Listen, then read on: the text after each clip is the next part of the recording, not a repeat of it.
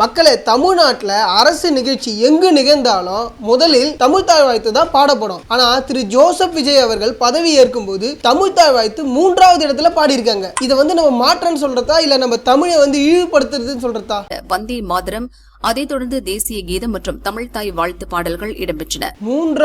மூன்றாவதா இசைக்கப்பட்டது தமிழ்த்தாய் வாழ்த்து. ஆனா தமிழ்த்தாய் வாழ்த்து தான் முதல்ல இசைக்கப்படணும். தேசிய கீதத்திற்கு பின் 3வதாக இசைக்கப்பட்ட தமிழ்த்தாய் வாழ்த்து.